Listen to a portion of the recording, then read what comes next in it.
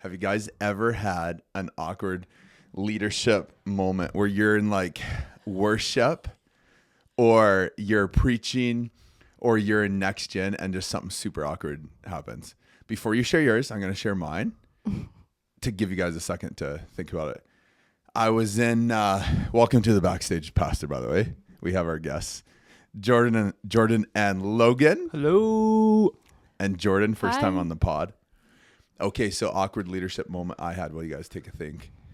I was leading worship at Prairie Bible School, which is where I went. I think I've told you guys this story. I think I know this one, yeah. And there's a song, Freedom Reigns in This Place. Showers, mercy, and grace. Yep. And it's 4/4 timing, right? Which is is a driving beat. But it's the exact same chords as How He Loves. Remember How He Loves? We Yes, always used to sing remember that. this story. Yes. Swing beat. And yeah, that How He Loves is 3/4 timing, right? Which is boom, boom. And so I was leading worship. I was on the guitar and I start leading, doing the chords, and I could not. I think it's the same progression. Mm-hmm. It's like 6, 5, 4, 1 or something like that. And I could not get How He Loves out of my head. And so I start leading Freedom Reigns. Brutal. Freedom reigns in this place. Dude, So it was so awkward. So I suffered through Brutal. verse 1, had no idea what was going on. I suffer through the chorus, and then I turned to my backup singer girl. I forget her name. The panic in your eyes. Oh, yeah. It's like you're just trying to worship, but it's like, this is not going well. And I turn to her and I say, I don't know what's wrong. You lead verse 2. Just throw it onto her. Oh, I threw all Here of you it go. on her. Brutal. And then the drummer knew what was wrong, but it's like the band is off and running. It's going. You can't fix it. You cannot switch from 3/4 to 4/4. If you can, you're hired immediately. It's next to impossible. And so she takes it. I think Melissa was her name, and she tries verse 2. We realize this ain't working. Something's just really bad.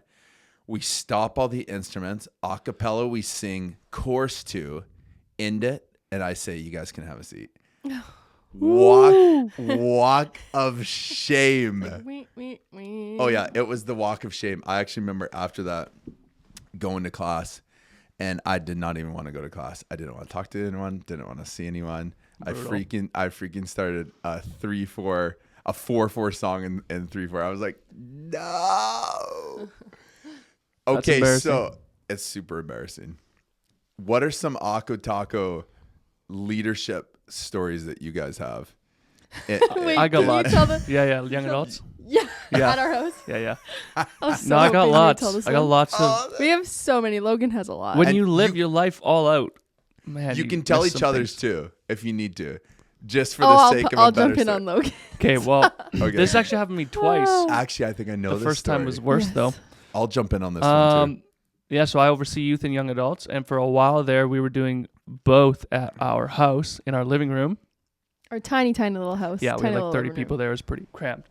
But anyways, I'm about ready to lead young adults, and this, I mean, This is also this is a night where I was at home as well, but I was sick, so I was in our room oh because you couldn't yes. really get away. Oof, yeah. So Jordan's like, Right. I can't. I'm gonna just be laying in bed. Just don't. Usually bother we're me. doing it together. Yeah, I'm I'm like, super I just sick.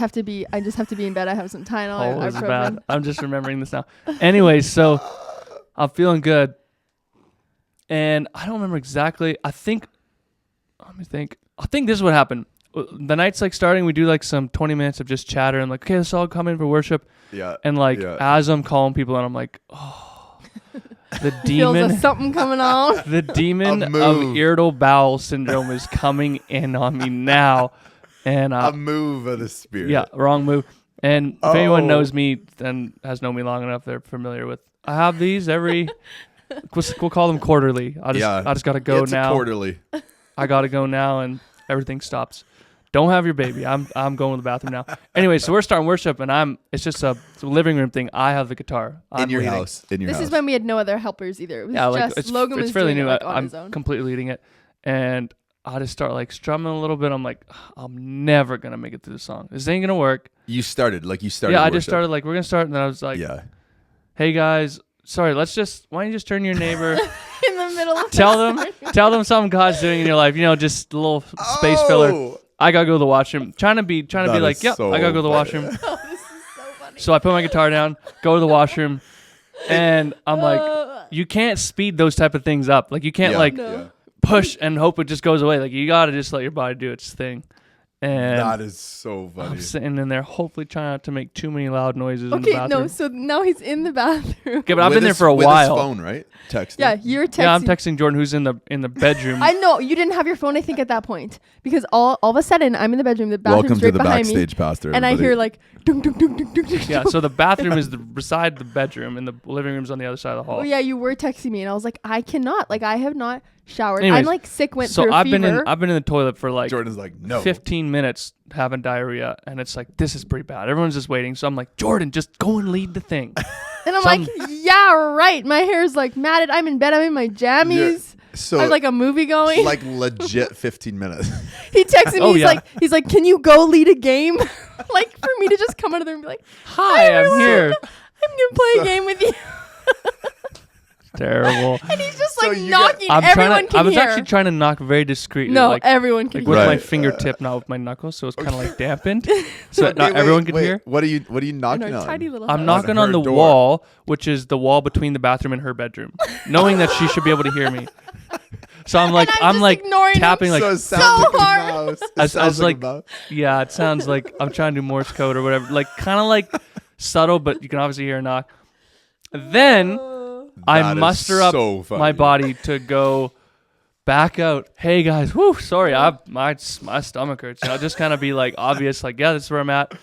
And I start trying to lead like another 5 minutes. I'm like, oh, I gotta go again.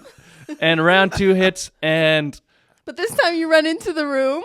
You, like, oh, run this into time I think I don't know. This one was more awkward. I was like, I gotta go right now. Bye. And they were like, oh, we're just leaving us Oh, hanging. this was after worship. So you had gone through worship, and it was just like a cold hard stop. And it's like 20 young adults or something. Yeah, they're just all watching. there was me. a lot that And night. just So this time I I just didn't really give them anything. I was just like, I gotta go now, and I run out and I'd go to the hall and I'm like holding on to everything, like open the door, Jordan. I'm like, hey, go out there right now and go lead something. I'm so I will not panicked. go. I will not go. And I just plug my ear. I think what happened was I was actually like trying to pull the blanket off of you forcefully, and you were like, you were in fetal position with all your strength. Like, I will not leave. I will not leave. I'm like, I just can't. I'm like, it's better for them to be awkward by themselves than for me to come out of my bed right now. Like, that's just like, So Yeah, then, and what do you do? Like you come out of your bed, George, and Um, you're like, "Hey, sorry, your leader is just experiencing something. I'm gonna lead. That's getting smaller." Yeah. if you've been wondering where I was just in the bedroom the whole time. But here I am. Yeah. Now So I'm here 20 minutes later. anyways, I had to go to the bathroom the second time. Oh, I so ended up funny. having to be in the bathroom most of the night, probably Yeah. like 45 minutes. Wow. And my sister, absolute hero, Jamie, was there, and she just took a leadership role. And it's not that you need to That like is fill so space funny. and entertain people, but if no one steps up, it just feels pretty awkward. Everyone's Right. you want people to come back. yeah. Anyways, so Jamie ended up just like leading them in something. I was super grateful. I was just like, They actually said it was Yeah. a pretty decent night, but there was people that was their first night. Like there was like I think yeah, 2 or 3 welcome first to my nighters. young adults. It's like welcome to Evangel Young Adults. It's like, oh man. Yeah. Okay. Brutal. I just want to say Pretty welcome funny. to the Backstage Pastor. Yeah. You should come to Young Adults, That's by the so way, fun. Tuesdays, 7 p.m. This is part of the reason for this podcast. That story is not going to get shared Sunday morning. true. There's no room for it. There's no So space true. for Hey, it. we're gonna tell a funny testimony. Yeah. Hey, I know I'm on transition, or here's some announcements. Here's who I am. Here's who I am in all my humanness. Mhm. Yeah, so that was a pretty bad one. I think I had another one like that recently, but that was the worst. Yeah, that one's a bit too fresh to tell, probably. Hey, Mhm. let's give that one a year. Yeah, we'll talk about it again later. Okay, Jor. Embarrassing story. Yeah, you have one, or not even embarrassing, but just like a funny story about leadership where there was just a big miss. I have a worship one too that just was coming to my mind. I feel like it's nice and short and sweet. Is it the no Jesus one? No. Logan So Logan funny. can talk about all my embarrassing that weren't even embarrassing for me, but were so embarrassing for him. The secondhand Which I could embarrassment. say the same. We need to do a podcast, second podcast, sharing embarrassing leadership stories. of Throwing the each other under the yeah. bus. Bus throwing. So I'm leading worship. I was in second year BSSM. Down in And Redding, California. yes. Yeah. And I was on the second year in worship teams. I was the leader at the time. And the room is like, how many people in one of the schoolrooms for second year? It's probably 800? 1,000. No, 800, 2,000. 2,000. You guys were 1,500 first year, so probably 1,000. And it wasn't even that bad of a moment. I just felt so much shame and so much guilt. It was like a joy moment. It was one of those sets where also it would have been so nice to process. I think I remember this. Like the worst thing you could ever say to Mike.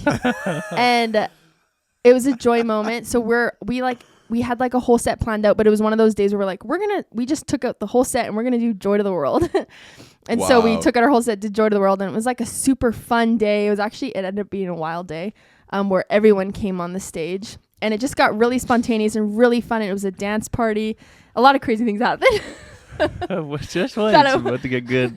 Which one? What you're about to say. Oh yeah. So then we're singing. It's getting spontaneous. I'm just dancing. I'm sweating. I'm on the mic leading the whole time.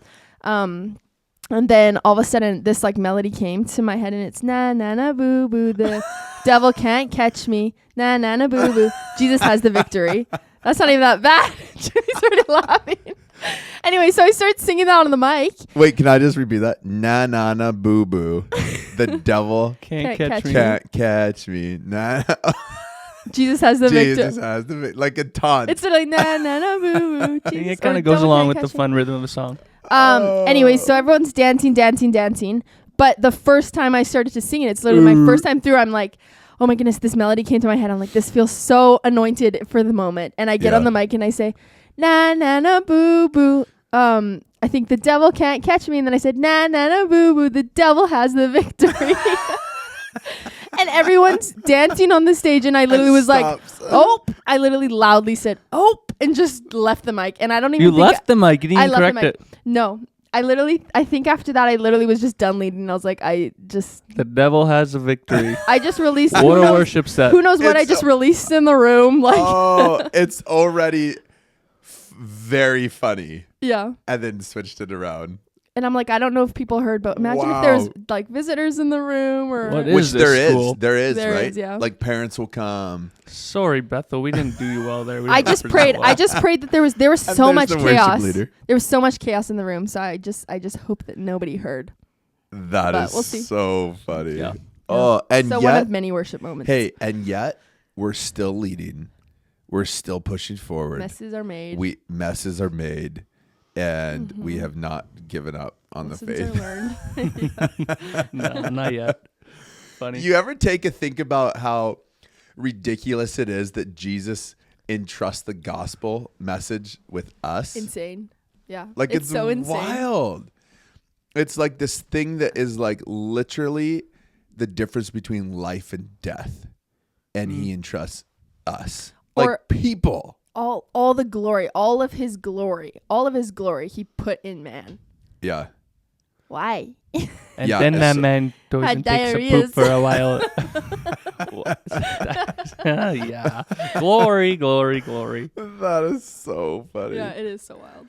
Okay, awesome. I love that. Honestly, there was a story of, I forget who this was, but a dad who every time the kids would come home from school or they would, reunite back at the dinner table, the first thing he would ask them, or no, he would say, hey, tell me about your day to all the kids. And I've done this a couple times.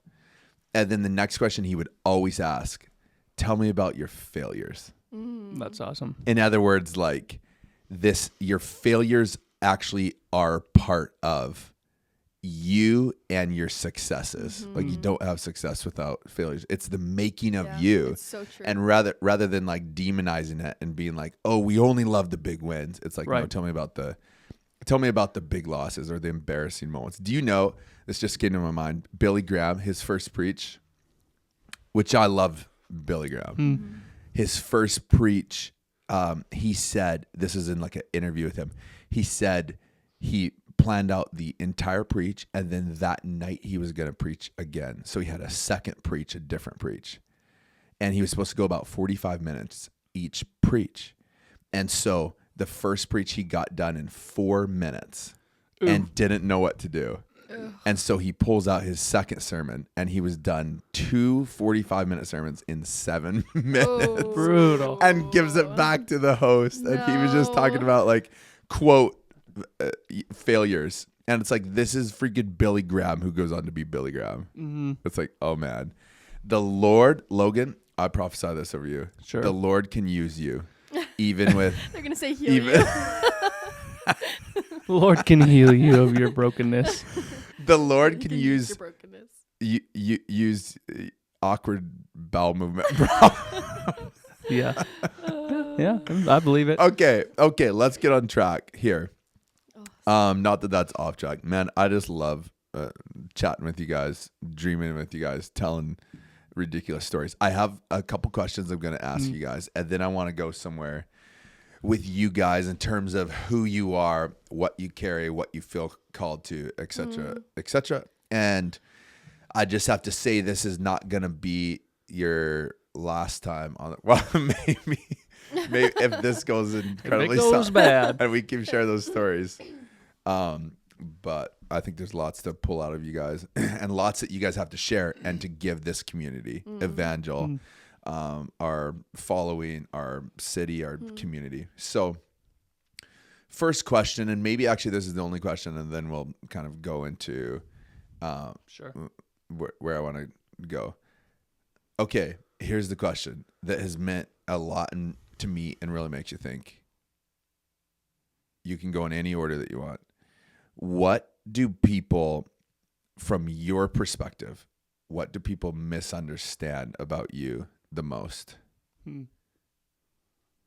From your perspective, what do people misunderstand about you the most? This isn't the time for the funny. Well, some people think that I just like, am, just only in the bathroom. Just leave the young adults hanging. No, yeah. Okay, Logs, why don't we start? Sure, What do people misunderstand? This could be like about overtime, not just. Yeah. I think it's good to word it like that. What's our perception? Because we don't actually know how people perceive us, or if they actually do misunderstand us. But sometimes I think it feels like they do. And I would say, for me, and I feel like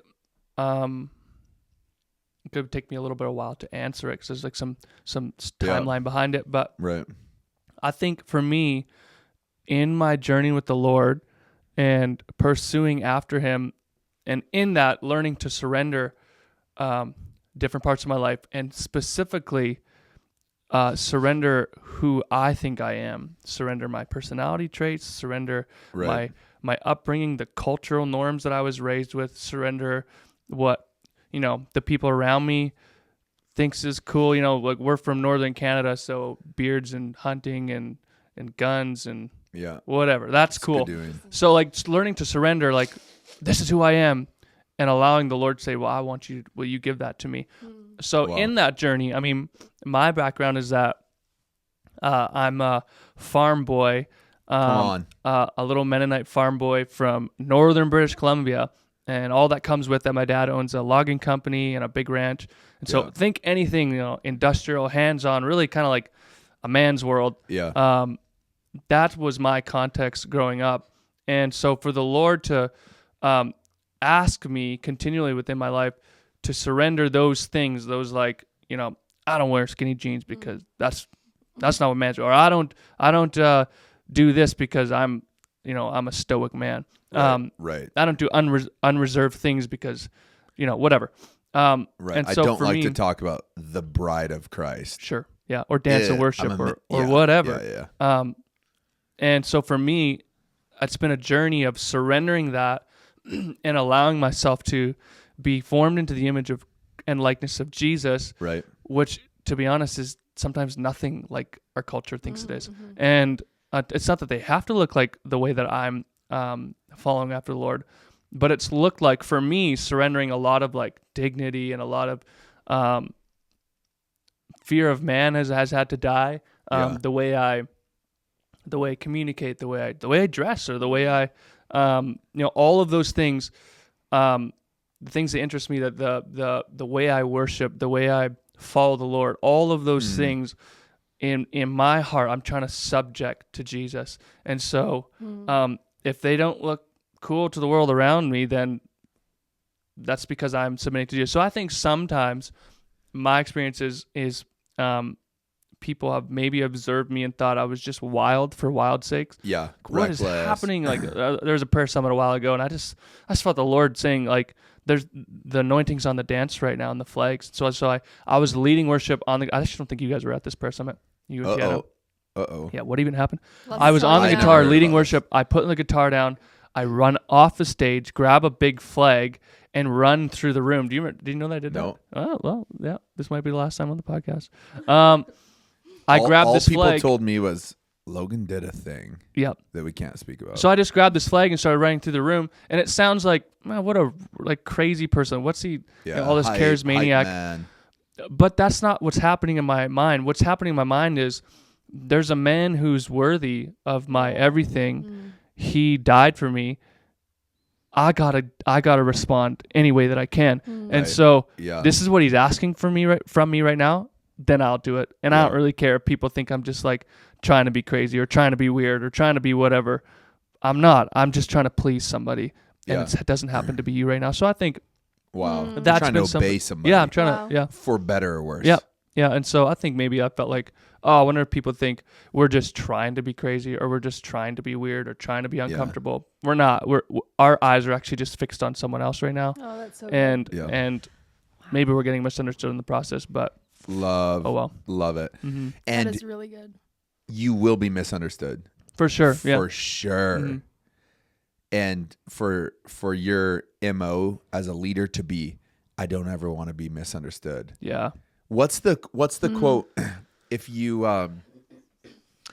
don't want to be misunderstood, say nothing, be nothing, do nothing. It's like just stay in safe land, which we're gonna get into in a couple minutes. Mm-hmm. Love it. Yeah. Wow. That's what I would say. Yeah. Jord's.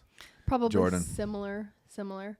Like that throughout our life, throughout us being married, maybe there's been a lot of like, up and down or whatever and whatever and whatever. We're here, we're there, we're back, we're this, we're that, we're all the Right. Maybe. Spontaneous. Yeah, but there's been it feels like almost every area of our life has been so intentionally thought out or prayed about or heard God out on, and the same in our leadership. So I would say similar to Logan, like maybe there's fear of being misunderstood. I don't know what the misunderstood would be, Right. but maybe fear that there's not a depth or like a wisdom or something. Like I even think of some worship moments and things. And I think, the fear would be to be misunderstood and to lose people. But what we're doing is just following the Lord, which is so far worth it to us than keeping or losing people, if that makes sense. Yeah. I mean, yeah. Yeah, I mean, I'm just I feel like there's thinking lots to that. the story, even to like back up what you're saying and what I'm saying.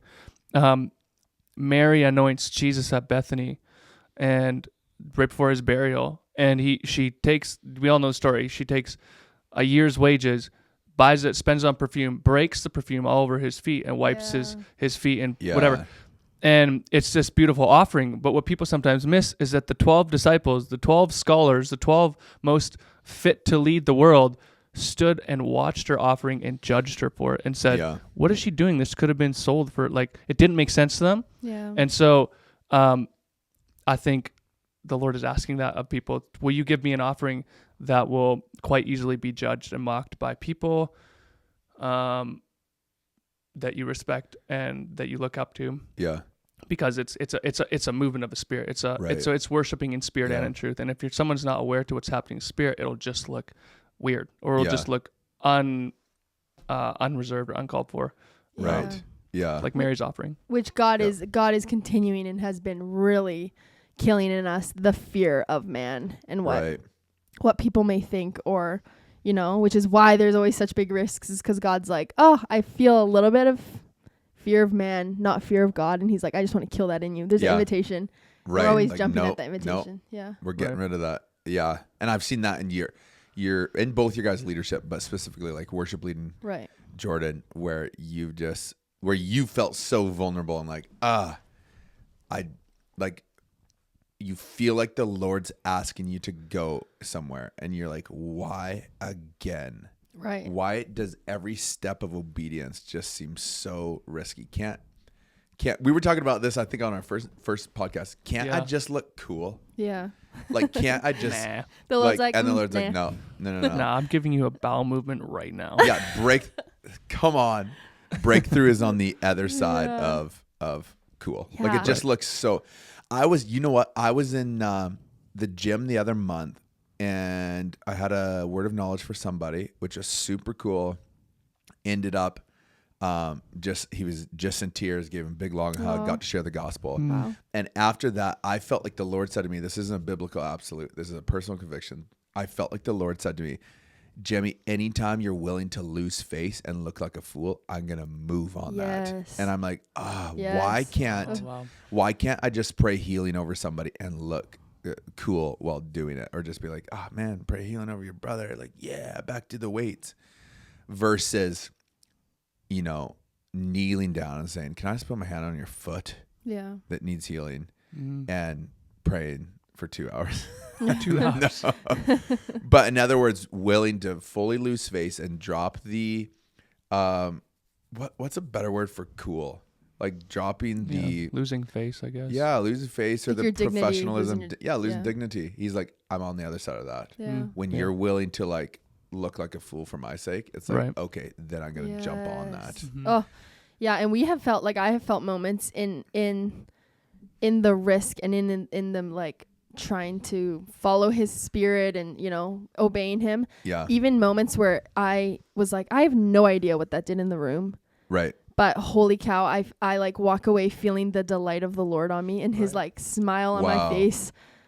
Like so we had a miscarriage. I should share the story. We had a miscarriage right Mhm. before we had our first son Asher, and there was a lot to it. There was so much that went on, but God asked us. Basically, it was in the middle of COVID. We should have gone home. School was online anyways. We were in the States. We were in the States. Yeah, we were in America. Assume everyone knows everything. You don't. And we could have stayed, or we could have just gone home, went to Right. healthcare where it just felt easier, been with family. And we felt like God was like, hey, I'm inviting you Mm-hmm. to stay here. Actually, I'm even asking you to stay when school is online. It was our first year of marriage. It was a really tough year of marriage.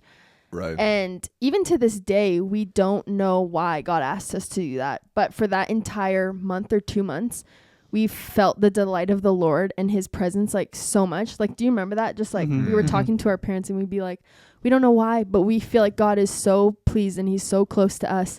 And I don't even know if there was a reason, but it's like these moments when he asks us to like come into obedience that he just comes so close because of our obedience, Yeah. It's like, Yeah.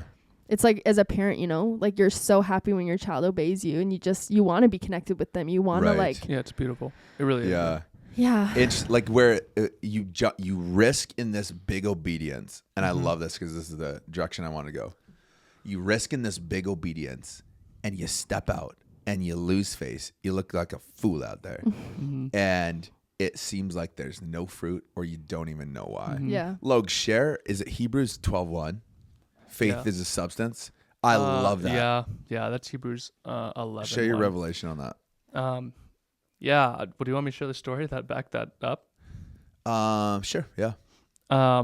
Yeah, because I think when it comes to obedience and taking risk, what's really unlocked for me is the whole aspect of faith, how it works. I had this moment, another kind of funny leadership fail. I'll whiz through the story quickly. I used to lead university trips in California, just evangelism trips. We'd go out and just preach the gospel and Right. pray for people and just see God move. We saw salvations, signs and wonders. It was really cool. But anyways, this one time, I had heard a testimony of somebody in our school doing something. I think they're on a missions trip in Florida, where essentially they were at a skateboard park, and my friend, I think his name was Clint actually, and he saw this group of skateboarders. There's like 6 of them, and he went to the leader of the group, these young boys, and he said, "Hey, if you show me some cool tricks on your skateboard, I'll show you a cool trick." And the kid's like, oh, yeah. He's super excited. So this kid does some cool tricks on his skateboard or scooter or whatever it was. Kickflip 540. Yeah, Backflip. something like that. And he's like, that's awesome, man. So cool. And so the kid proceeds to give him his skateboard. And he's like, yeah, I don't skateboard. My trick actually isn't on a skateboard. It comes in the form of a person, and his name is Holy Spirit. And the kid's like, what? I didn't sign up for this. He's like, it's fine. Just come here. And so this teenager and all his buddies, there's about 6 of them, they all gather around, and Clint says, okay, let's all hold hands in a circle. So it's Clint and some other leaders from the school and this group of kids. And he turns to Alyssa, his friend that's leading the trip with him. He's like, okay, Alyssa's just gonna pray right now. And Alyssa's this, if you knew her, she's just this wild, like lightning rod of a person. Yeah. And she just starts going off, the power of God's gonna come right now. And all these 6 kids who don't know the Lord start shaking and manifesting under the power of God, like their bodies are vibrating. And they're like, what's happening to me? And they begin to just say, that's the power of God. God's touching you. And they all gave their life to Jesus right on the spot after encountering the raw power of God. And I was so inspired by the story. It's the coolest story ever. Yeah, You're wild. gonna try it. And so I'm at this university trip, and I was like, okay, I'm going to do this. And I see this group of, I'm going to level it up a little bit. I'm in a university, so it's not teenagers, it's adults. And I'm in this big Quonset, I'm in the middle of the university, this big open green area. And there's about 30 students. Right. Not 6. Yeah, no, not 6. About 30 of them. They're all like playing field games or whatever. They'd organize this thing. And me and my buddies come up, and I'm like, hey, you guys playing games? And they're like, yeah, playing games. And so I show up, and I'm like, can I teach you a game? And they're like, yeah, sure. And so I'm fairly like, my charisma is all right with like gathering groups. So they all kind of follow me into what I'm leading them into. And I was like, okay, everybody, I'll just copy and paste what I heard from another person. Right. Everyone gather in a big circle and just hold hands. And then they're holding hands. I mean, most games start like that, so they're just following along. And so I was like, okay, here's what's going to happen. Yeah, it's so funny. I give them a little more context. I'm a Christian. I'm from a church up a couple hours north from here. We're here on a trip. And I just believe that Jesus wants to do anything to touch you. And I believe his spirit is here right now, and he's going to encounter you. And they're kind of all like, okay. And so I was so much faith. I was like, I'm going to count to 3, and then count to 3. God's power is going to touch you, and you're going to feel him. Yeah. And so I was like, okay, 1, 2, 3. And I like yelled it out loud. Oh, it's cringy even just to think in my mind again. I said, Holy Spirit, come. And as quiet as it is on this podcast right now, that's exactly what happened. It just silenced. Nothing happened. Just wah. And so I just began like, is something happening for you? Is something happening for you? What's happening? Right. And everyone's just like, no, this feels awkward. Okay, didn't you say like, what's happening for you guys, or how do you feel? Right. And one person said, deceived? Yeah, she's like, I don't know, I feel tricked. I'm like, no, that's not what I'm trying to do. I feel so bad. And anyways, I just end up with my tail between my legs, like, okay, never mind, you guys can, Jesus loves you, bye. And I just kind of walked off, let them play their games. Yeah. And I remember leaving from that and talking to the Lord. Yeah, because you felt like a big fail. Oh yeah, huge fail. How is this going to represent Jesus? Totally, yeah. Is it going to turn people? Is it going to harden hearts? Mm-hmm. So that was my question. Like, was I hearing you right? Right. And if not, did I misrepresent you because I stepped out into something and you didn't show up? Will they now think, yeah, God's not real? That was the weirdest thing ever. Totally. Yeah. And I felt like the Lord said to me, no. Hebrews 11:1. Now faith is a substance. At least that's how the New King James puts it. And I believe that's actually probably one of the most accurate words to be used for translating. Faith is the substance of what's not seen. And so he said to me, Logan, your faith. And then in verse 5 it says, now without faith, it describes what faith is. And it says, now without faith, it's impossible to please God. Right. And so I always read that as, now without faith, it's impossible to please God. With faith, it would be possible to please God. And I felt like he said, your faith pleases me. And your faith itself is a substance, meaning you demonstrated a substance. It's not just like it's not this mental gymnastics thing that you tried to operate in. It's a physical manifest substance that's released faith in God's ability. And that pleases me. And so I felt like he actually said, if you have faith in my ability to do anything, it pleases me, regardless of whether I ever do that thing. And then I didn't realize the whole chapter of Hebrews 11 is and Abraham and Isaac, and it goes They through the felt like whole they missed it. yeah. They all walk in faith, and it said, and all of these died without seeing the reward. Yeah. Duh. They all exemplified faith, Yeah. and it didn't happen for them, but their faith in God pleases God. So it's just the revelation was for me that if I walk out in faith and God does exactly what I'm hoping for, massive win. But if I walk out on faith, my faith in his ability to do something, it's a substance, and it's also still a win. So it's a win-win if you walk in faith. So cool. And it looks like to the natural eye that this is a fail, right? It's like, are they going to harden their hearts? Or you were sharing about your obedience with the miscarriage. This looks like a fail, but you actually have no idea. And it could have simply been, I mean, look at Abraham and Isaac, that obedience.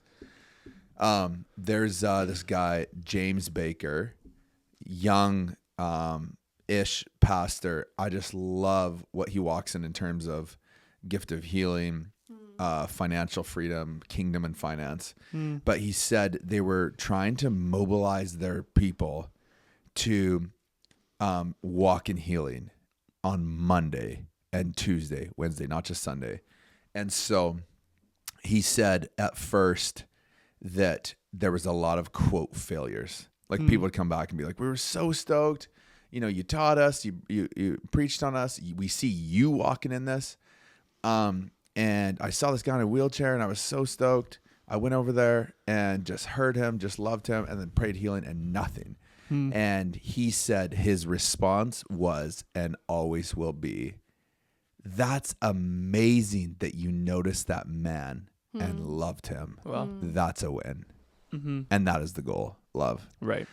And so we just can think the goal is that 30 people come to Jesus here, or the goal is this man walks out of his wheelchair, or the goal is whatever it is. But it's like, oh, what if there's actually a different goal? That it's like you are meant to just recognize and love that person, right? You know?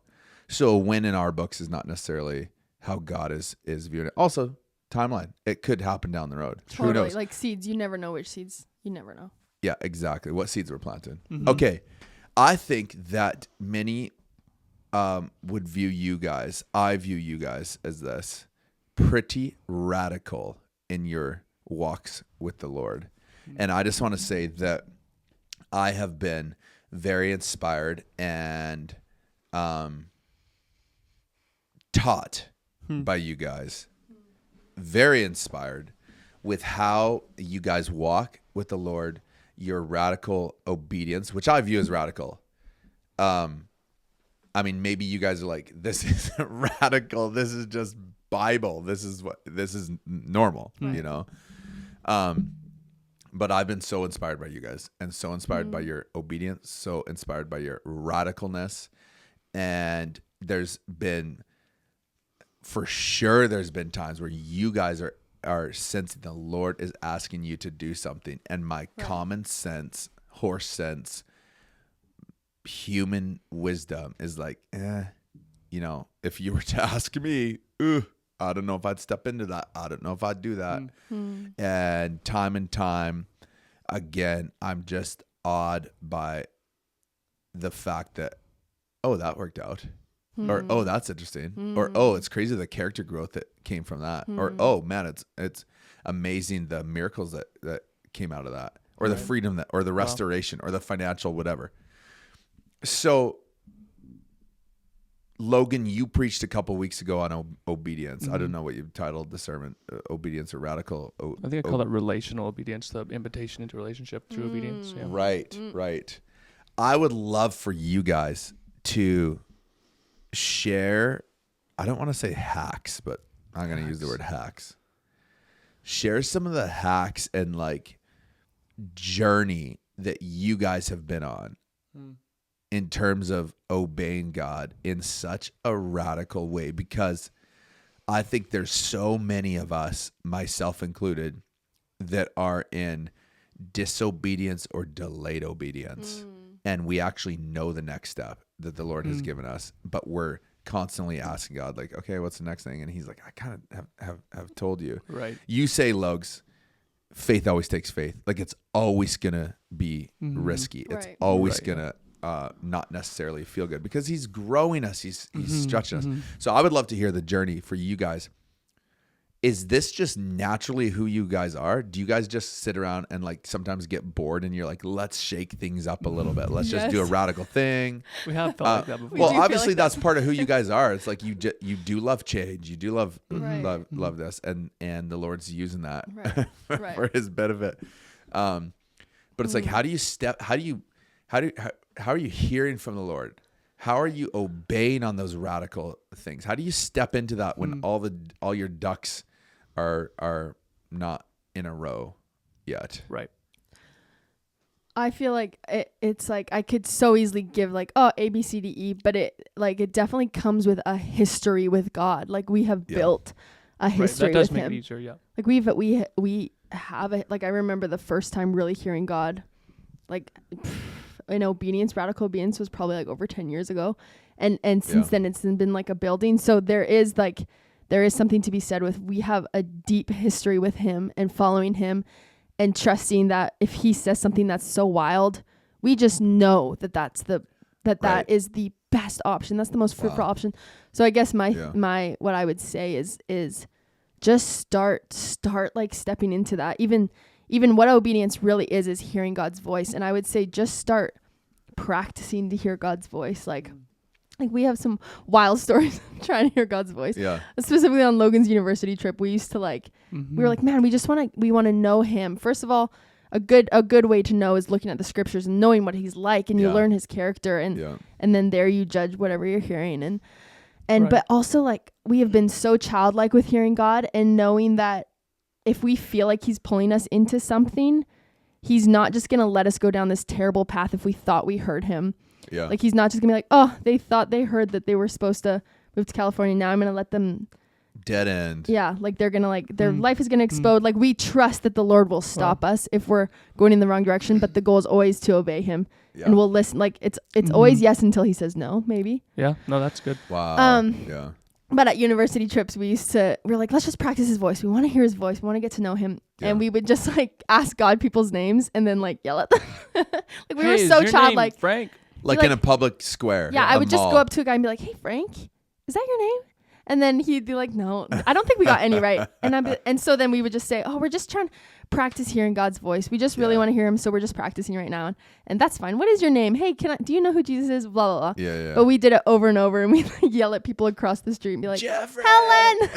Helen. These are all really like older generation. The Lord's like, if you guys just start using more modern names, you might get them.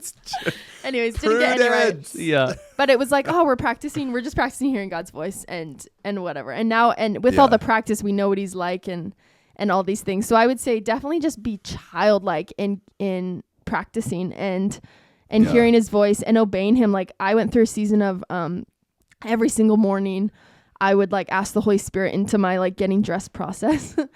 And not that it was like, oh, it radically changed somebody's life because I wore a certain outfit, but it was like, no, I'm just getting close to my dad. I'm just getting to know His voice. I'm just letting Him into the process.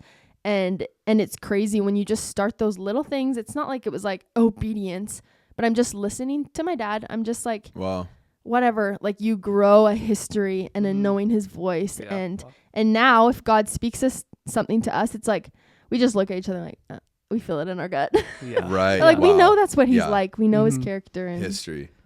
I love that, Jordyn.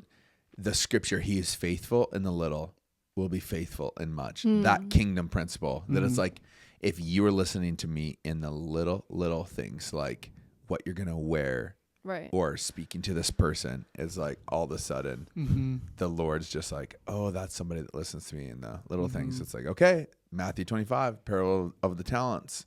I'm going to give them more.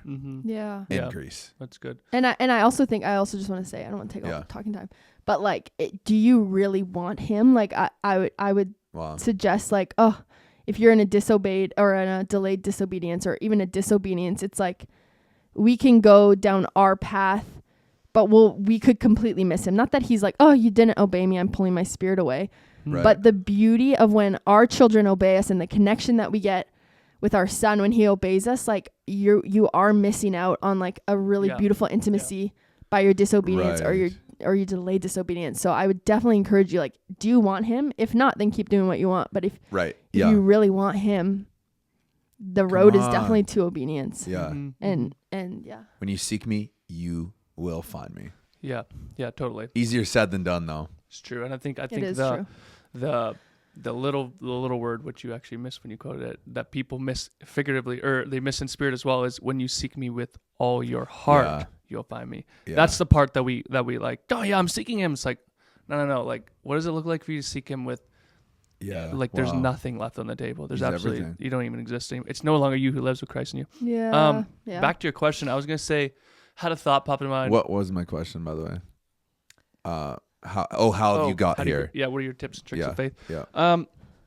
The first thing I would say is I do believe, like, Paul talks about the spiritual gifts, and one of them is a gift of faith.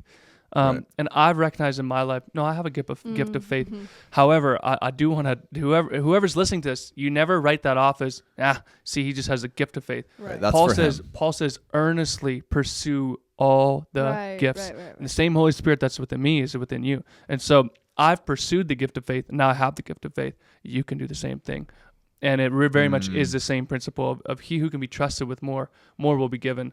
And now there's a truth that, like, it is a little bit, there's faith always does require faith. It's not like I'm following him and it literally costs me nothing. It always costs something, but because there's a familiarity of it, like the history of Jordan's talking about, there is a piece of it that maybe is a slightly easier, if I can even say that. I mean, he just asked us to do something recently that it was hard.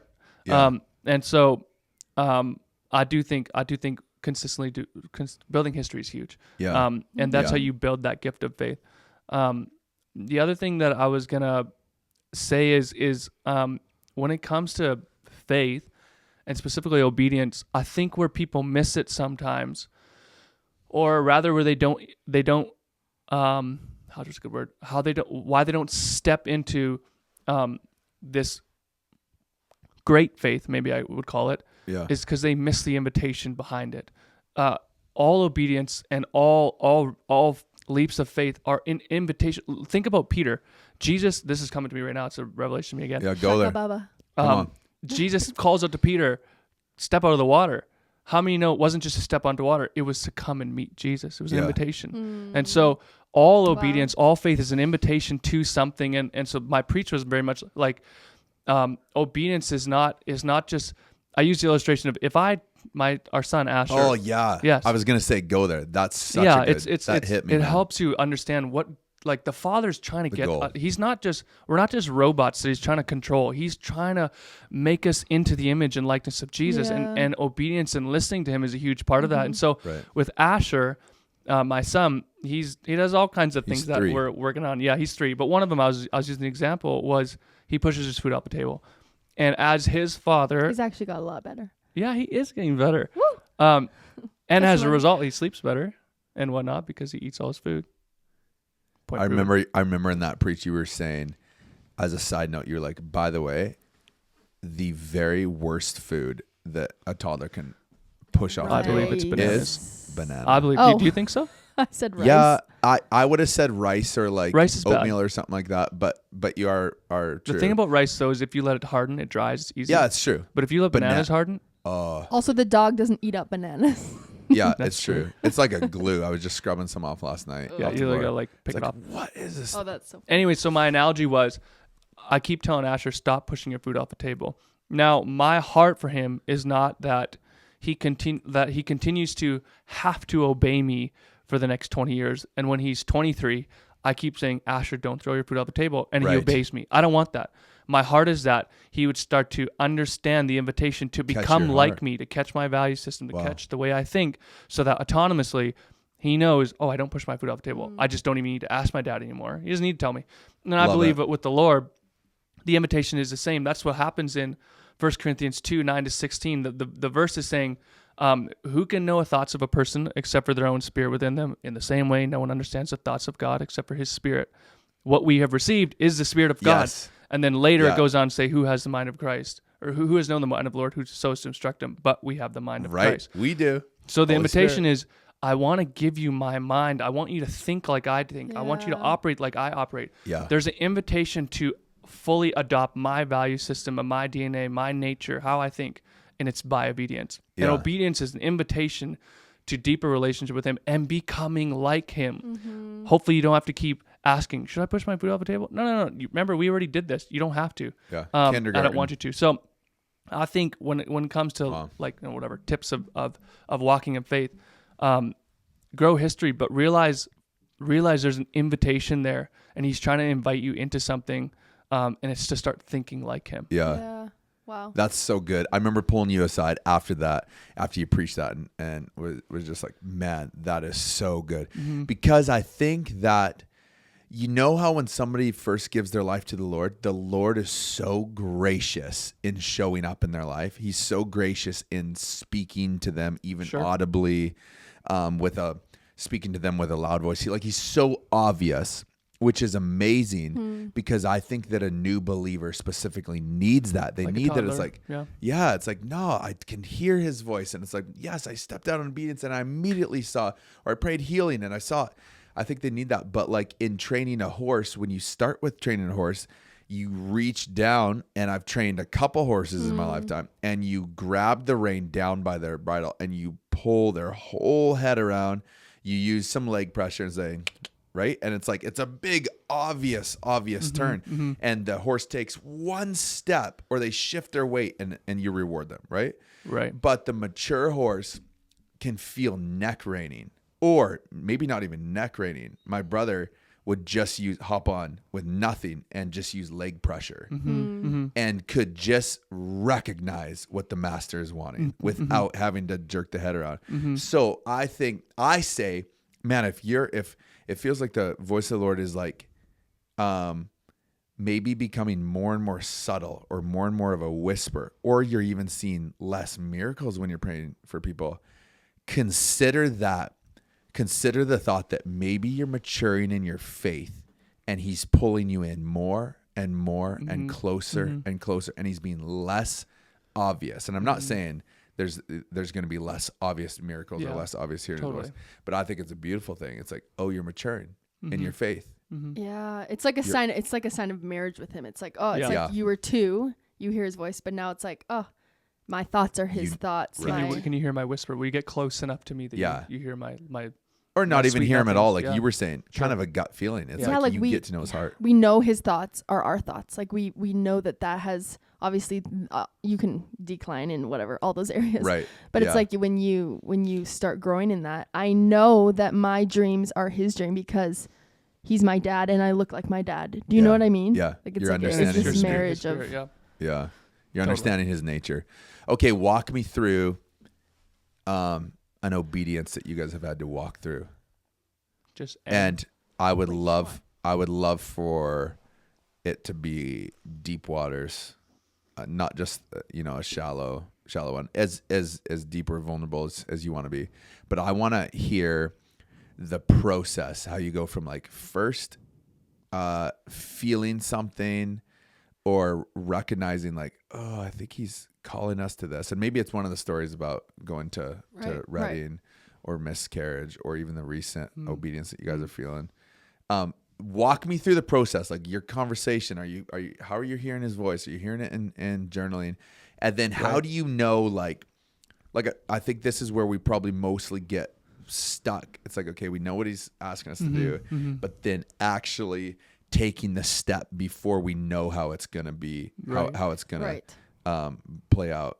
Charles Price said, hearing the voice of the Lord, walking with the Lord is more like a compass than a roadmap. He says, go north. He doesn't say, go up to 100th Street, turn left, go 2 kilometers here, turn right. It's just like, head this direction. You actually don't know the direction. Right, yeah. How do you say yes to that? Walk me through your guys' process of walking with the Lord and walking in obedience, saying yes. Let us just read each other's minds really quick. Do you have something? I don't know. Well, I was kind of leaning to. Are you leaning towards anything? Because I was leaning towards like before we were married. You could, yeah. Type obedience. Sure. Right. That works. This is like maybe when our history with God in obedience together began. Yeah, that's probably a good example, because if people are watching this, like, how do I start? This is where it started for us, really. And it wasn't just tiptoeing in. Yeah. No, do you need it more was here? like Maybe. Oh yeah, because I can't look at Logan. There you go. Adjusting mics here. Yeah, go there. I'd love to just You go hear the Yeah. process. So I mean, I think like full on obedience and trusting him with everything really started with our relationship when we were just kids, really. Yeah. High school sweethearts. Yeah, high school sweethearts. What? And if anyone knows our story, we kind of met each other in youth group as teenagers. Yeah. Yeah. And our story is that we had a fairly unhealthy relationship. The reason being is because we didn't walk in obedience. And Right. mostly for me, my whole teenage years, having a crush on Jordyn and kind of half dating, but not really quite yet. The Lord was consistently asking me, hey, could you surrender this thing? It's an idol in your life. And I was never walking in full obedience. It was kind of partial obedience. Like, God, yes, Lord, come to the altar. I surrender. But it's like, there's nothing actually there. I'm not actually surrendering it. Not doing anything. Yeah. Faith without works isn't a faith that's actually alive. And so that was a huge part of it. And because of that, our relationship was quite unhealthy. It was healthy. No, it was unhealthy. We were quite codependent. I was quite codependent on her. I found a lot of identity in her. It led to more dependency, and eventually we were sleeping together outside of marriage and kind of on church leadership and around our peers, but living a double life. Totally secret in the dark. So that's what happens when you nobody knew. Yeah, nobody that's what knew. happens when you don't follow the Lord and you trust the wisdom of man.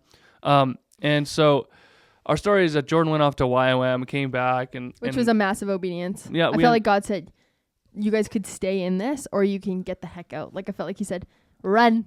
Yeah, it was. Right. So I was like, how far? Australia. I was Potiphar's tickets. wife and she was Joseph. Run. We've had lots of those moments. You pulled up a globe and you're like spinning it. The Where's farthest the away? 19-hour flight. Let's go. Just to Australia. break free of the cycle we're in. Anyway, she came back and the Lord kind of said, you guys should take a break from your relationship. We'd confessed to people during which this was time. that was like the first obedience. Is I was true. I was in YWAM and God spoke to you, I think, first. Yeah. I was like, nope, I'm going to the grave with the secret. That's true. Yeah, that actually is. The Lord spoke to Logan and said, you need to bring this into the light. Yeah. Wow. Yeah. So I felt, and this isn't for everyone. I would challenge people though, especially if you're listening to this and you found yourself in our shoes, not to take the easy road out. But we felt specifically the Lord said you need to bring it into the light. Anything that's in darkness it's in darkness. And not just with somebody, with the people that would be the closest. most affected by this. Totally. Which was our parents. The people that you'd find the most healing in. Yeah. So is our parents. And so I remember just telling Jordyn, we gotta tell our parents we're not gonna be walking in full healing until we do this. And so I remember one day, it was the day Jordyn was just about to go on her DTS on her outreach in Papua New Guinea. There's no service there, so she's like, we got to do it now or I'm not even gonna have service for the next 3 months. And so I was like, okay, after work we'll do it. And I worked that day. I didn't eat a single thing, and I came home, told my just parents. Anxious. It felt nervous. huge. Oh yeah, it felt huge. It feels like us. life or death. Here's this. We've been living this double life. Felt like we would lose each other. Mm-hmm. Could lose our dreams. It felt like our future was on the line. Right. Totally. And maybe again, if you're listening, you might be like, why are those fears seem so irrational? Oftentimes when you're walking in faith, it does feel that big. It hindsight's 2020. It's like, oh no, it wasn't that big of a deal, maybe. But that's the whole object of faith is it's not seen yet. You don't know what's happening. And so I told my parents, and then I drove over to my now in-laws house. Wow. Most awkward moment of my life. I don't think it'll ever be topped. I hope it isn't. He just showed up after a party. Yeah, they had just had a small group. They're kind of happy and cheerful. Maybe they're watching this and they're laughing. Did they know you were coming over? Yeah, I said, hey, we're just going to have a chat with you. Jordyn's going to call in from Australia and I'm going to come over. They actually thought we were going to talk about marriage. Little did they know. We feel so bad that it's like, hey, we're going to drop a bit of a bomb. We're not the most healthy right now. So you're with them. Yep, at the kitchen table. 3 of you sitting at the kitchen table. Looking you at the pulled computer. Jordyn on Zoom. Yeah, I got lucky. Wow. Talk about awkward. You Logan's didn't even a man. zoom in. That's so crazy. I came in. And I'm so grateful that I did do that. I went all the way to the showed up in person and did that. My relationship with Tony and Sarah is just phenomenal, and I know that wouldn't be had I not walked into some of those, so good. those things. Like Yeah. we have such a great relationship. That was the Come on. beginning. It was like bringing people in. Yeah. But then fast forward, after Jordyn comes back from YWAM, we end up getting engaged and kind of like, okay, I think we're ready to go. But the same obedience step that Lord had been asking for so long was, can you surrender this idol in your life? You know, you brought people into light about what you guys did, but can you actually surrender the person herself? That was huge. And so we didn't listen. essentially, yeah, Wow. he said, would you guys like break off your relationship? But we got engaged first. Yeah. Like God had been speaking to us and we got engaged. Mm-hmm. And then finally something just happened and he's like, this is your last chance, kind of. Kind of, yeah. Wow. It was like You're 4 planning months. the wedding. Yeah, 4 months before away from the wedding. We were just about to send invitations off, so we hadn't yet. Thank you, Lord. Yeah, the Lord Yeah. kind of saved us there. Yeah. And for me, this is a process that happened. This is what happened for me, and I'll just describe for people. I remember like just feeling in my gut, like he's wanting something from me. I don't want to do this. I don't want to do this. It's going to cost everything. And I remember I had this picture in my mind. I felt like the Lord, the scene was I was sitting in the middle of a field, and the Lord like drew a big circle around me. And what he said was, Logan, it doesn't matter which direction you choose to go. You could go backwards, forward. You could be an astronaut. You could be an artist. I don't care which direction you choose to go with your life. The next step is over this line. I've drawn a circle around you, and it's and the line is letting go of Jordyn. And so, wow, Yeah. I've never heard that. yeah, that was the picture. I was like, You're out spending time with the Lord. You got your Bible, your journal. You're just worshiping, and you see kind of this. Yeah, I mean, I don't even think I was worshiping. I think I was literally just like sitting in my machine working, and like this image flashed from mine. It was like a Come on, it's like a branding. I've said this before. You know, it's God's voice when you can't unhear it. love it. And it's like this image is just branded into my mind of like, there's a circle around me. I have to cross this line or I'll never move anywhere. And so that's what we did. We broke off our engagement and kind of said goodbye, for better or for worse. Never gonna see you again. We were like, we have to cut all strings. We have to fully obey God. Mm-hmm. So we broke up. We did, yep. And that was really the start. That was the start of trusting the Lord, like throwing cares into the wind, throwing caution to the wind, and fully trusting and him. Radical obedience. It wasn't just like, oh, I'm gonna half obey, we're still gonna be friends. It was like, oh, he told us we're gonna do it with our whole heart. Wow. Yeah. No more And texting. we found him. Like in that year, Yeah. it was like totally different people. Mm-hmm. Yeah, Totally if I different could humans. say, and Jordyn, Yeah. I didn't know everything that was going on. I was working at what year was this? 2017 or 18. Oh, okay. 2018. So I was here probably 4 years, Mm-hmm. and all I know is, first of all, this is awkward. Right. What do you do with the ring? Do you sell it? You make money and go. You were thinking go about the buy ring. Something. Did like, they Jordyn, send this is a invites? business. It's like okay. Yeah. But all I have to say is that season, from my perspective, you guys grew so much. Mm-hmm.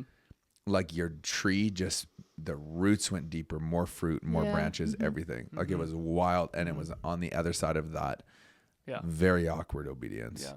Yeah. So to walk out like the play-by-play for anyone who's like, well, how'd you do that? Man, I don't even. It was just a ton of fear and doing it afraid. Really. Yeah. Yeah. I can't even say that there was like this massive angel of the Lord coming through the clouds, handing me a scroll, instructing me. It was just like he's telling me to do this. I can feel it. I know it. And he's not changing the subject. You know, you can with the Lord. I don't think if you don't follow him, it's not like it's game over. He's still like, okay, that's fine. You can walk around the mountain over and over and over and over again. I'm still asking this. Like, this is the thing I'm asking from you. And so, I think we were tired of staying in the same spot that we had been for years as teenagers. Like, God's still asking this thing from us, and we just did it. I don't even know how to say it, but we just did it. Wow. Took the plunge. Yep. And it was like one thing, like then our wedding came and he asked us to share that story, which felt insane. You hadn't. Yeah. I'm like then. walking down the aisle and first we played a video that said, hey, we had SEX before marriage. Yeah. And I'm a pastor's kid and this wedding. and this and this at the wedding. Yeah. And since then, we've just kept growing in obedience and known that it's just everything. It's just everything. Wow. We just know that we know that we know that we know it's the better way. It's the best way. It's always a better way. It's a shortcut. Like even just recently, God asked us to do something, and it looked like the longest way. We moved. Yep. Looked like the longest way to get to our goals, Yeah. But then God spoke and he's like, you don't even know. This is actually the shortcut because you're going to get things that would have held you back for the rest of your life if you didn't catch this now. Mm-hmm. Wow. So just trusting that it is the best way. And if you're going in the wrong direction, if you're like, I'm not sure if I heard God to go to school or something, he's not just going to let you fail. He loves you so much. And he's such a good dad, and he'll confirm it, and he'll father you in the process of obedience really well. Like he always has with us. He's so gentle. He's not just like, obey me and then feel the fire. It's like, he's like, oh, hey, I'm still here. Come with me again. Let me feel you. Let me reassure you in who you are. Let me love on you. And I would just say this: if the Lord's asking you something and it's going to be painful, you have a great promise, which I got to experience on the heels of breaking off our engagement. Yeah. Blessed are those who mourn, for you will be comforted. And in my pain, man, I experienced Jesus in the most profound, beautiful, intimate way of him coming close to me. It's like when you discipline your child or something, it's like you're gonna draw near to them. You're gonna, if it's hard for them, you're gonna draw near to them. And so it might be hard, but he's gonna be so close. Oh, he's the closest. So close in those moments. Totally. And again, like I would say, what Jordan said, like, how do I know that I'm hearing him right? You have the confidence that if you have faith in him, it's a win-win either way. It is, yeah. And I think if you're walking in faith, like you're not big enough to wreck his plans for your life. Yeah. So just walk in faith. And I love Tim Bird. We had Tim and Cindy on the pod, and he said God's plan B is just as good as his plan A. And when you're talking about walking around the mountain, he's like, that's okay. I got plan B, and it's just as good. And that's always available when you step into it. Yeah, it's true. There's so much grace there. Yeah. Come on. Yeah. That's awesome. I love what you said. I've used this quote lots. And this is a you quote. This isn't plagiarism. This isn't quoting somebody else. You know it's the Lord because you can't unhear it. Or you said it's like branded on you. Yeah, it's like it's just there. Yeah. Yeah. I love the circle analogy that it's like every direction you walk, it's there. It's in your face. You can't get rid of it. He's asking you to step into this. Yeah. Yeah. Oh, what would you guys say just in closing here? We need a clock. Have we been 3 hours? Have we been 22 minutes? 24 hours. Just lastly, wrapping up, what would you guys say to somebody who is in the place that has heard the voice of the Lord and they know their obedience, but just cannot take the plunge, cannot find it within themselves to risk that much? It just feels so uprooting. It feels so counter-cultural. Right. What would you say to that person? Maybe one of you guys could answer that. And then the second part is, what is the major benefit of saying yes to the Lord? Right. Like, what have you found? Like, what's the payoff? What have you why? Right. So two questions. What do you say to somebody? You do the first one. Yeah, I think you have a good answer for the board. What do I say to someone? Can't take the plunge. It's like, I know what I need to do. I have my heading. Yeah. I don't. It's so hard. I think. I mean, I kind of operate this way even with my youth and young adults. I'm kind of the push. I'm very much a person that empowers people, and I do kind of push birds out of the nest. It's just maybe something God's have in my life. What I would tell you is that your faith is not in the outcome necessarily. Your faith is in the person. Yeah. Wow. It's in the person asking you, and man, you can trust that person. Yeah. You're talking about a person that bankrupted all of heaven for you. You're talking about a person He cares. that despised the shame of the cross to be with you. You're talking about a person that his whole existence and purpose, Jesus, was to come and be slain for you so that he could give you his heart, his spirit, so that you could walk into the obedience that he's trying to call you into. You're talking about a person that's already done all the things that you're trying to walk into, which is whatever, dying to yourself. You can trust that person. And that's wow. I don't even want to try and give you other things to hope for, and statistically I've found that the reward is so much greater, and he lets Isaac, Abraham's going to sacrifice Isaac, and then there's a ram and he ends up getting Isaac anyways. That happened for Abraham, yes. But there's a lot of other heroes of the faith that died without seeing the reward. Yeah. And so the reward, first and foremost, is Jesus. Yeah. And man, do you want Jesus? Yeah. You want Yeah. Jesus. That's all I don't even want to say more than that. You just want Jesus. And I promise you, he has what's best for you. And I promise you that he is good and he wants to flourish you. He wants to take you to life. That's so good. He wants to, good. That is his heart. And so you can trust him. Good father. He's a good father. Yeah. Yeah. This even just. Yeah. Expound on that. He answered the second one, but at the very, very least, you get him. Like it's not in obedience that if you disobey, it's not that he withholds himself from you, but if our son is not obeying us, he has like a wall between us that it's like there's just like something there where it's like there cannot be full relationship if there's disobedience there. It's not that my love will ever stop. His love never stops. Yeah, wow. But your obedience is you are walking towards him. You will get him and that's everything. So at the very least in obedience, you will get him, which is everything. Which is everything. Is everything. The goal. That's it. That's all you want. And I promise you, once you begin to start doing this, you're going to be addicted to obedience. Yeah, totally. We're addicted. We're like, how can we obey? How can we obey? Because we just know that we're going to find him because we're like we're desperate for him to tell us something crazy. Even this last season, we're like, we just like, we've been doing thing after thing after thing. And now we've been in the same place for 2 years, which is that's the longest we've ever been somewhere.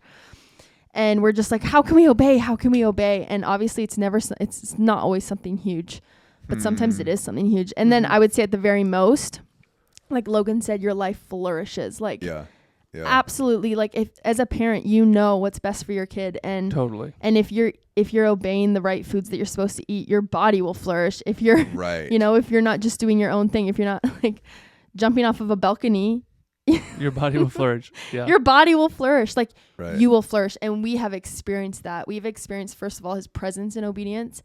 Like we know because we have experienced it over and over and over and over and over. But you will also flourish. And we've also experienced that. Like on our own power, we could have never flourished to the amount that we have right now. But it's been through obedience that our life is flourishing. And we know our kids' lives will flourish if we stay in obedience. Like we know that we'll be confident in where we are because of obedience and who we are in. Yeah. Wow. Love it. That was so inspiring and encouraging. I love how you say, Jordyn, we're addicted to obedience. Who says that? Like, that's crazy. That is so risky. And that's so counter-cultural. Yeah. It's like obedience is this big risky thing generally that it's like, the Lord's, in sadness, he's asking us to do this. And you're like, with joy and glee on your face, what's the next thing? We know there must be a next big thing. Yeah. We want to step into it. And there's life on the other side. Yeah. And I would actually I'm just hearing that, like, if your experience has been like, but it's so negative, I would actually maybe push back and say you probably didn't walk in obedience because you do get him every time. You do, yeah. So if your end result wasn't like, wow, that was amazing, you haven't finished yet. If it ain't good, it ain't over yet. Yeah. And so like you get him. Yeah. And that will be experienced. Like it actually will be. Yeah. And I even feel right now, I'm like, I feel like some of us maybe are like, like us, we were like, we just want to obey him. Not that he's like, sure, okay, I'll just throw something your way. Right. But I even feel like some of us need to just get your journal out and ask him, how can I obey you? Or how am I walking in disobedience? And for us, it's like, take the first thing that comes to your head and just trust that that's him. And you'll find out if that wasn't or not. And then you'll get to know his voice. And then you do it again. And then you do it again. Good. God, what coffee am I supposed to have? God, what am I supposed to, just like live in obedience. Yeah, what am I saying to my coworker? Yeah. Yeah. Which direction am I driving today? Yeah. I don't know. He'll probably say go to work. That's his nature. I don't know. Wow.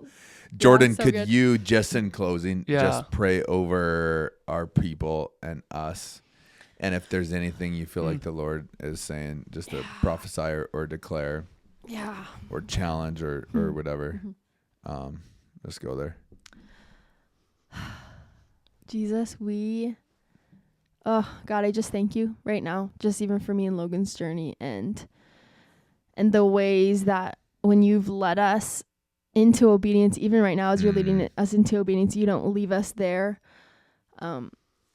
You give us your presence and you give us fruit, and it honestly, like even right now I'm like, man, it feels so hard, but man, it's so easy. Like we hear his voice and we follow him and we flourish. Like, God, I just thank you that you've made that it's so clear to us. And I even right now just feel like there's people listening right now that just don't trust God and are just feeling like, oh, I don't know if I trust that he actually has the best for me. I don't know if I actually trust. And I just hear him saying to those people that are listening right now, I actually just feel him coming in really close to those people. So if you're listening, and you feel that, I don't know if I trust him fully. I don't know if I fully can trust that if I give away all my money, that's super extreme, that will be the best thing for me. And I just feel him in return with that fear and with that hesitation. I feel like he's just coming in with his presence right now. To comfort and to let you know, like, it's okay that you feel like that. It's okay. And I feel him coming in with, let's start with baby steps. If this is something you want, let's start with baby steps. And I just feel him right now. He wants to show you his presence right now to prove that he's going to be with you. Come on. Yeah. That's good. Yeah, God, I just pray covering over every person that's listening. And God, I even just feel right now like little messengers are being sent out to people, little obedience, little reminders of, hey, remember back in 2010 when I told you this? Wow. There's like an open door. Wow. I actually feel that super specifically. Or Remember remember when I led you into that business idea and you didn't step into it? I'm still here. Like, yes. Let's go. This is perfect timing. God, I just send those angels out with messages and, wow. Yeah. Thank you so much, Jesus. Amen. Come on, that's so good. This is Jordyn and Logan Harder, who are amazing leaders at Evangel here. And I just want to say, if you have any questions, hit them up, email them, DM them. They're very inspiring. They're very inspiring to me. You guys are very inspiring to me, and haven't just inspired so many people. So we love you guys, and we will see you next week. Bye. Bye.